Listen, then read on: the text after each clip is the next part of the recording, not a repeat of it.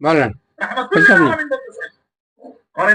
এসবগুলোর বসে বর্তমান 2000 টাকা, আগে ছিল 500 টাকা। চাউল এক বস্তাকে 300 টাকা বেশি। 5 মাস আগে যেটা ছিল এখন বেশি, চাউলের দাম বেশি, তৈলের দামও বেশি, সরষের তেলের দামও বেশি।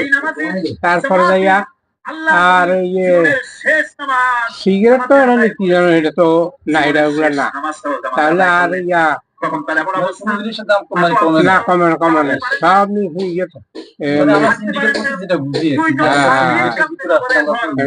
সব জিনিসের দামে এখন কমতে কোনো জিনিস নেই, সব বাড়তে আছে, বাড়তে আছে।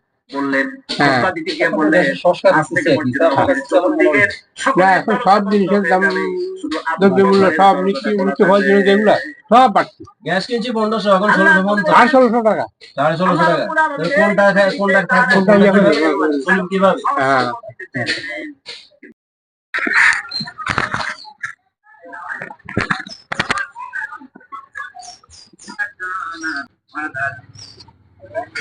বর্তমান দ্রব্যমূল্য কেমন, কি অবস্থা? আগে কেমন ছিল, এখন বর্তমানে কেমন আছে? আগে খারাপ ছিল, একটু ভালো। এরকম ভালো যেমন নিত্য প্রয়োজনীয় যেগুলি আর এগুলোর দাম তো বাড়ে না, এগুলোর দাম বেশি। কোন জিনিসের এই যে মনে কর না, বেশি সাফার করে, এই যে চাউল মনে কর না, আগে 2000 টাকা বস্তা আছিল, এখন মনে কর না 3000 টাকা বস্তা, মানে এখনো কমে নেই।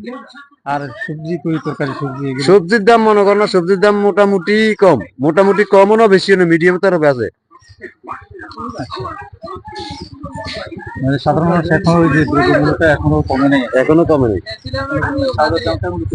চাউলের দামটা বেশি। তো সোয়াবিন তেল মনে কর না, আগে 80 টাকা, 150 টাকা, এখন মনে কর না 190 টাকা, 200 টাকা কেজি সোয়াবিন তেল। না, বাজার নিয়ন্ত্রণ হবে। দ্রব্যমূল্য তো ঊর্ধ্বগতিতে চলতেছে, আগে কম ছিল, এখন আবার কম বলতে কি, মানে 5 মাস যে 5 আগস্টের পরে জি প্রেক্ষাপট পরিবর্তন হওয়ার পরে চাউলের দাম কম ছিল, তো 1 মাস একটু কম ছিল, এখন আবার আগের মতোই বাড়ি গেছে, আগের চেয়েও বেশি বাড়ি গেছে দ্রব্যমূল্য জিনিস। কোনো কিছু কিনা যায়। জি, আমরা এখনো সিন্ডিকেট মুক্ত এখনো হয়নি, আমরা এখনো সবকিছু ঊর্ধ্বগতি চলতেছে। সিজনাল হিসেবে দাম কেমন? শাকসবজি সিজনালি হিসাবে মোটামুটি সীমিত আছে, কমের মাঝে আছে।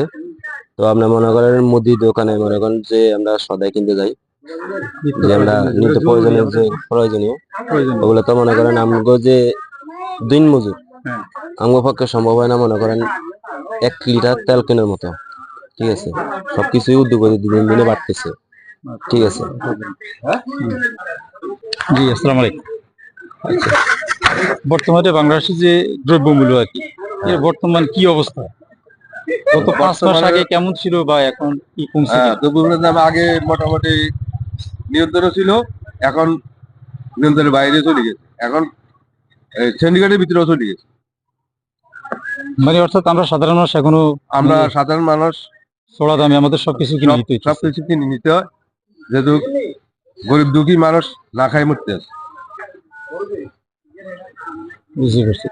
চাউলের দাম আগে 5 মাস আগে যে দামটা ছিল তখন তো বাড়তি দাম ছিল, তারপরে কি কমছে কিনা? না, কমে নাই, বাড়তি।